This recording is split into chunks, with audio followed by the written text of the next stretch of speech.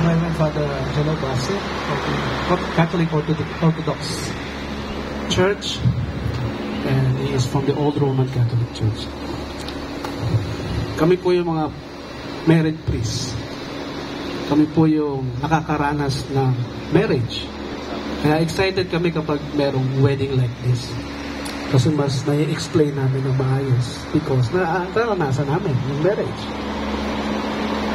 Alam niyo ba na yung lahat ng problema natin na dinadanas or yung kabaligtaran, yung blessing na tinatamasa natin sa araw-araw, ay nakadepende po yan sa ating mentality. Alam niyo po ba yan? Kung paano tayo mag-isip. Kaya pag yung mentality mo hindi akma sa marriage, pumasok ka sa marriage, nakipagrelasyon ka, magkakaproblema ka. Pero kung tama naman yung mentality mo, may enjoy mo yung blessings of marriage. Kasi marami nang naunang nag-aral sa atin about marriage. Tinuklas na nila yan. Bakit kaya hindi nagkakasundo ang babae at lalaki pag nagsama? Tinuklas na ng science yan. Kaya pinilit nilang matuklasan kung bakit. Ang sagot ng science, kaya pala yung mga babae created to be emotional. Sinasabi nila yung bawat nararamdaman nila, hindi yung kanilang iniisip. Sa lalaki naman, they are created daw to be logical. Sinasabi ng mga lalaki yung kanilang iniisip, hindi yung kanilang nararamdaman. Kaya pag yung husband ay in-expect niya yung kanyang asawang babae na dapat kapareho tayo mag-isip. Pati hindi mo naiisip yun. Naku, huwag mong gaganunin yung wife mo. Husband. Hindi sila katulad ng lalaki. Iba sila. That's why opposite sex nga eh. Yun din naman sa babae. Pag sinabi niya sa husband, ikaw, di mo ba naiisip yun? Pwedeng naiisip ng husband mo yun. Pero naiinsulto mo siya. Dahil sabi ng gumawa ng tao, irespeto ang husband. Mag-submit sa husband. Yung word na submit, questionable yan sa mga kababaihan. Submission, Father. Gusto ko ipaunawa sa inyo yung submission. Kasi si Apostle Paul, naiintindihan niya yung kaharian ng langit, yung setup ng kaharian. Kasi litong-lito tayo, kasi ito yung mundo, tinuturuan tayo ng equality. Diba? Pag pinag-aralan mong mabuti, oo nga, tama naman eh, parehong powerful ang babae at lalaki. Parehong kayang mamuno sa bansa. Parehong kayang mamuno sa isang organisasyon. Wala pong nagtatanggal ng karapatan ng mga babae.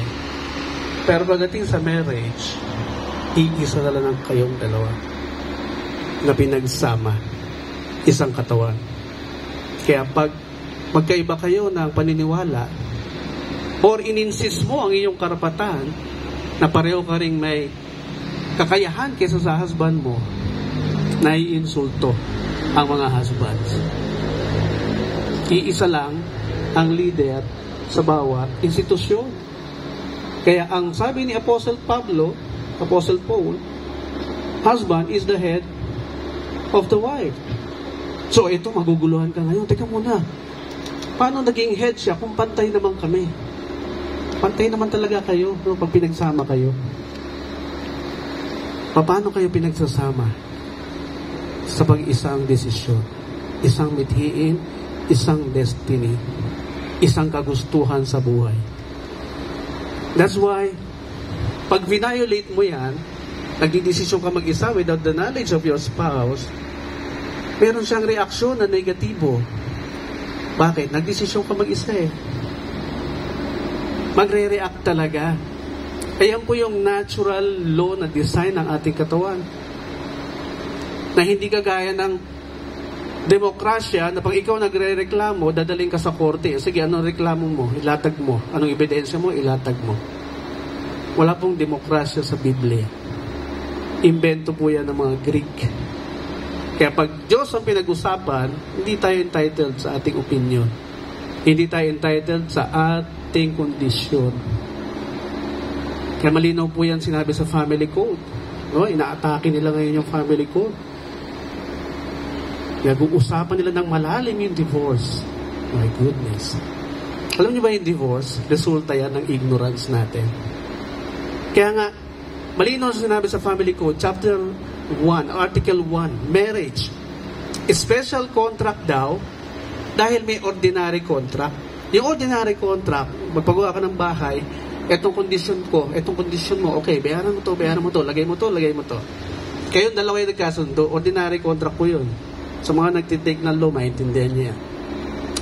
Yung kondisyon natin pwedeng ipasok. Pero sa marriage, special contract, not subject to stipulation, sabi ng Family Code. Special contract nga. Ibig sabihin, nakatakda na sa batas na mamahalin mo ang asawa mo. Walang kondisyon. Bakit ko siya mamahalin? Hindi niya ako nire-respeto. Huwag niyo pong lagyan ng kondisyon. Dahil yung epekto po niyan, built-in. Built-in yung punishment. Hindi ka kailangan dalhin sa korte para magpaliwanag. Talagang magkakaproblema kayong dalawa. Pag nilagyan mo ng kondisyon, ang bilin ng Biblia. Kaya ang Biblia po, hindi po yung religious book. Nauna pa po yan bago magkaroon ng religions. Hindi po yung book of suggestions. Hindi po yung book of recommendations. Tandaan po natin yan. Kaya pag sinabing, husbands, magpasubmit ka rin sa wife mo. Kasi may oras na yung husband, wala rin sa ayos no? Yung pag-iisip, kahit na logical, wala sa ayos. Lalo na pagka nasuportahan ng kultura ng men only. Men, leadership only, no? Yung galing sa western na dinala dito. Mababa ang tingin nila sa mga babae. Kaya pag ikaw napasukan ng mentality ng western, talagang isisingit mo palagi, I'm the leader of the house. I'm the leader of the home. Sabi ni Apostle Pablo, no? Submit also to your wife. Lalo na pag wala ka na sa ayos. Pag ang lalaki, hindi makita yung ganyang direksyon. Nag-i-experiment. Kahit nakasal na, ito ang barkada, isang tawag lang, sama na kagad. Experimentation ang tawag doon. Hindi niya makita yung direction niya eh. Pumasok siya sa marriage nang hindi pa niya na-discover kung sino siya, kung ano siya. That's why, during the 18th century, yun ang struggle ng tao. Identity. Up to now, identity crisis ang ating problema. Kaya, pakikibarkada, ikonting yaya, nandun na kagad, si wife din, kung hindi pa siya tapos sa pagkadalaga, konting yaya lang, party girl na naman. Bakit? Hindi makita yung direksyon eh. Sabi ni Einstein, marriage is a risk. And it's an enjoyable risk. Lalo na, kung if you have one spirit. Pag sinabing risk, di ba pwedeng humaba ang buhay mo? Or pwedeng umigsi. Pag in-stress ka, in-stress ng asawa mo. At tanongin nyo lahat ng doktor. Tinanong ko na din, lahat ba ng sakit nagsisimula sa stress? Yes. Lahat ng sakit na minana mo na natutulog, gigisingin yan pag na-stress ka. Talagang iiksi ang buhay mo. At pinag-aralan na rin nila, ang marriage daw, lumalago ang buhay kapag iisa lang silang mag-asawa sa desisyon. Sa lahat ng bagay, iisa lang.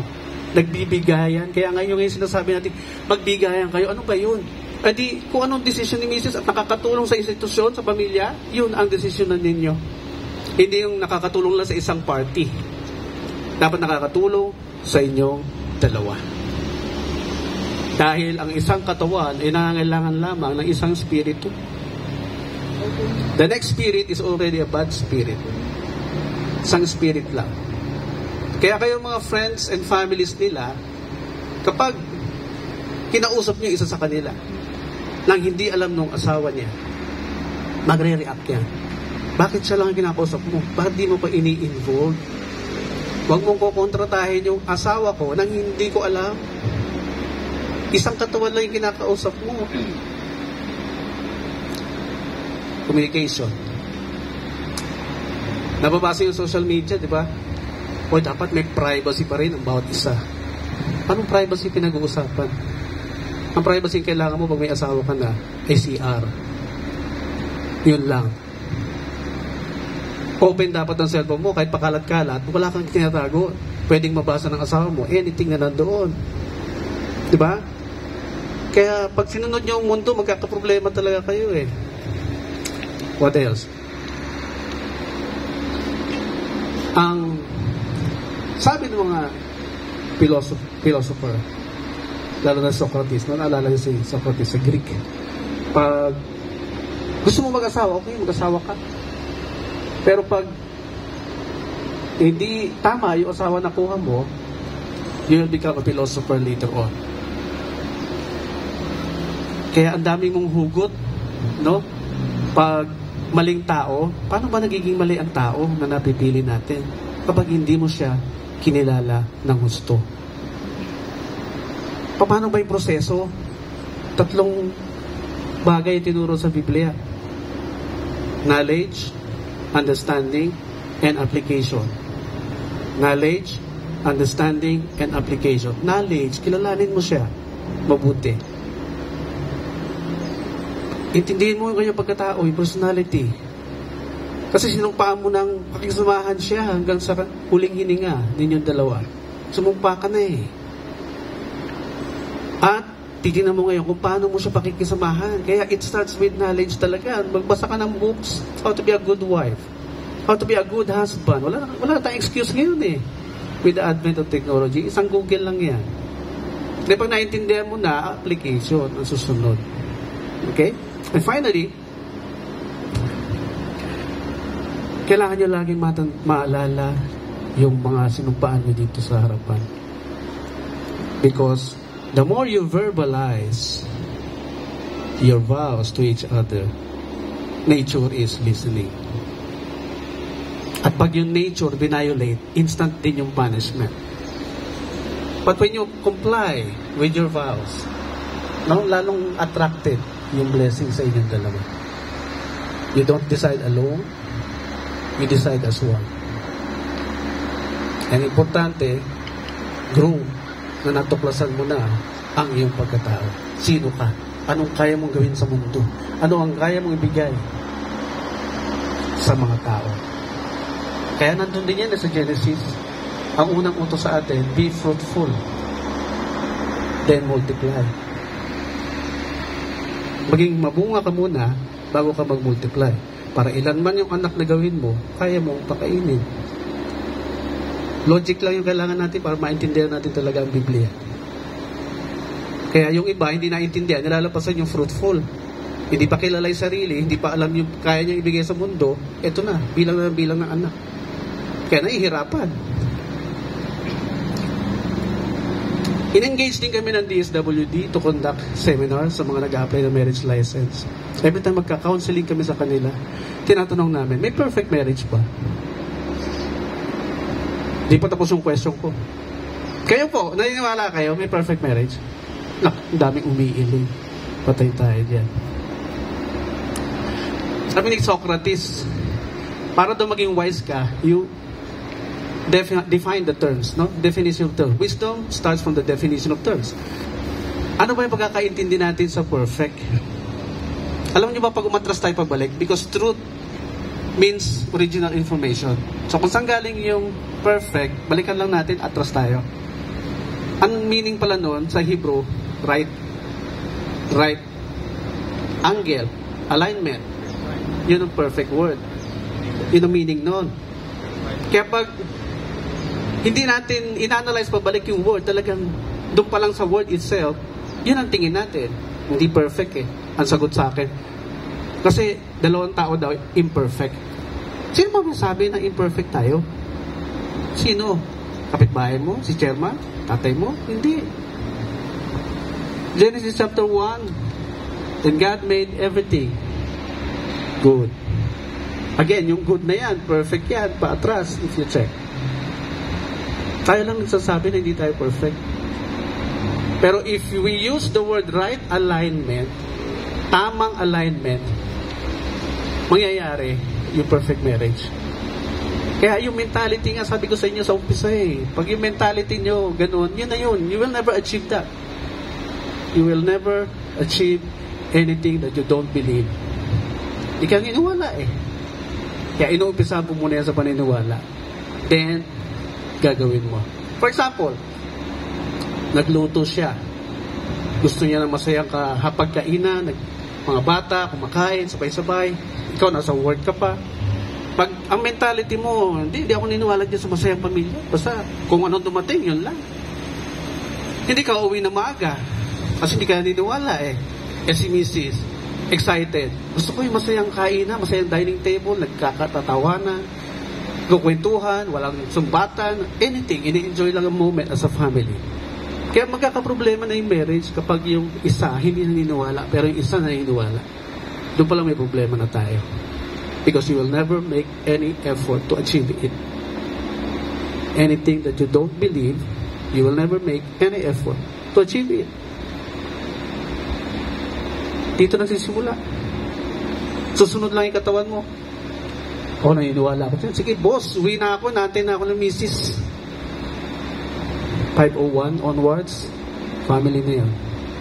8 to 5 lang yun sa employer. Family time na yung 5:01 onwards. So, I'm sure, sa mga oras na to, gustong-gusto niyo yung picture na masayang pamilya, masagana, tumatakbo sa beach, naghahabulan, no? Lahat tayo gusto natin yan eh. So, how do we achieve that? We make things happen. We should not wait for things to happen. Tayo talaga, yung designer ng ating buhay. So, gusto nyo matupad yan? Gusto nyo? Just put the right mentality into your marriage. Congratulations.